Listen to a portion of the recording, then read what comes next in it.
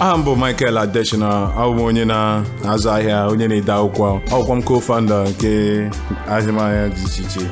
Nke mbụ, m na-agba mbọ iwe ezigbo mmadụ n'obodo anyị Naijiria. M na-agbalị na-ewulite onwe m na ihe gbasara ka m na-eji ihe m na-enweta were ya na-arụpụta ezigbo ọrụ ka ọ na-abara ndị bi na gburugburu m uru. Dịka m jikwa na mbụ, dịka entrepreneur na onye na-supply, anyị na-enyere ndị mmadụ aka ị na-awulite azụmahịa ha gburugburu obodo anyị bụ Naijiria. Anyị na-etinye uche anyị na gburugburu Afrịka, mana uche anyị dị na Naijiria ugbu a. Anyị ga-ebido na Naijiria. Ọtụtụ ndị mmadụ ndị na-azụ ihe na-anaghị ete aka tupu ha mebue, mana nke anyị na-eme na-enye anyị aka iji hụ na anyị wulitere ihe niile ya aga mma n'obodo anyị bụ Naijiria. Na ihe gbasara iwulite ụlọ na ihe ndị ọzọ dị iche iche, ihe a bụ teknọlọji ndị anyị na-enye aka iji hụ na ha wulitere ihe ọbụla ha na-eme. A na-enye ndị mmadụ aka ị na-awulite database ebe ha na-enweghị otu ha ga-echi welite ego, iwulite ahịmahịa dị iche iche maka ụfọdụ ọghọm na-adabata na biznes. Ya wụ ihe bụ ebumnuche anyị ị na-enyere ndị mmadụ aka ihe karịrị 200,000 n'afọ 5 iji wepụta azụmahịa siri ike n'obodo anyị Naijiria. Anyị na-agbalị ị na-azụlite ndị ntorobịa Naijiria na ihe gbasara azụmahịa na ihe ndị ọzọ. N'afọ a naanị anyị ewulitere ma anyị azụla ihe karịrị mmadụ 1,000 n'obodo anyị Naijiria na ihe gbasara various departments and business sectors anyị, iji hụkwa na ha bara uru na ebe ọbụla ha nwetara ọrụ n'obodo anyị bụ Naijiria. Na nke ikpeazụ, anyị na-achọ ime inspire the young people, mana anyị mana ọtụtụ n'ime ha ndị na-agafe some social economic challenges, bụkwa nke mụ a fesiri dịka onye na-etolite eto. Onye mere m ji document my experiences ka ntị ya n'akwụkwọ nke m ga-ewepụta n'oge na-adịghị. Nke m chọrọ iwepụta m kpọrọ ya Adewole My Mother's Son.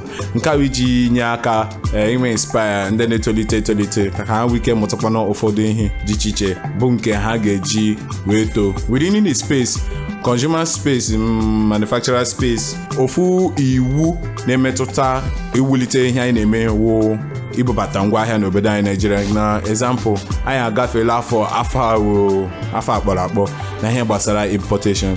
O meela impact na ihe dị iche iche na ihe nri na ihe ndị ọzọ dị iche iche.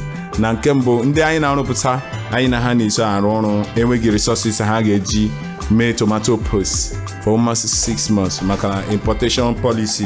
Maka ibubata importation ọ na-enyere nsogbu n'obodo anyị Naijiria. Tụmadị rice na ihe ndị ọzọ dị iche iche, ọnụ ihe niile nọ n'obodo anyị niile nachara ọnụ ego ya dịcha elu. M na-ekwu ọ bụrụ na enwere policy a ga-agbanwe ọwụ importation, a ga-arụ ọrụ ebe ahụ.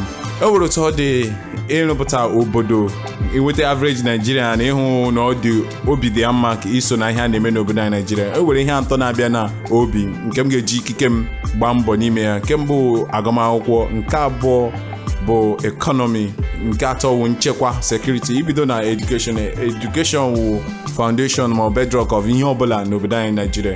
Ọwụ na ị chọrọ ka obodo na-eto eto, ya bụ na ị ga-awulite ihe gbasara azụmahịa. Ana m ekwu gbasara ụdịka education anyị nwere ugbu a. A na-ekwu education of the mind. Ile anya obodo wulite ebute ọkụ na-enwu n'elu dị iche bụ ndị ma ihe a na-eme. Ị ga-ahụ economic growth Naijiria na-enye nsogbu. Ị ga-ahụkwa opportunities dị iche iche. A na-ele anya iwebata economic policies nke ga-enye aka n'obodo anyị Naijiria, wu nke na-enye ọtụtụ ndị mmadụ. Anyị na-ekwu aba politics maọbụ economy nke na-enye ndị ọhụrụ na-abata, na-enye ha ohere na ihe ọbụla anyị na-eme. Ya wụ na ha nwere ike na-amekwa n'azụ ha mee ihe n'ụzọ dị mma. Ọ bụrụ na ewere ihe nchọrọ ime, m ga-use the last resort.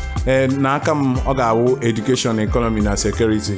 Against the backdrop of ihe na-aga n'obodo anyị bụ Naijiria, m chọrọ ịhụ Naijiria ikpe ekwomọtọ dị ebe niile. E were part of national anthem iwulite obodo ebe ikpe ekwomọtọ ga-abụ nke ga-abụrụ n'isi. Ihe m na-ahụ mgbe ọbụla dịka Martin Luther King kwuru, ma enweghị justice aga enwe udo, ma enwekwa n'udo aga enwe justice. Achọrọ m ịhụ ebe ọba ọbụla nwere ihe a nwere ike ikwu. Aha m bụ Michael Adewole Adesina, awụ m entrepreneur, akwọmchim ebe ndị ntorobịa Naijiria.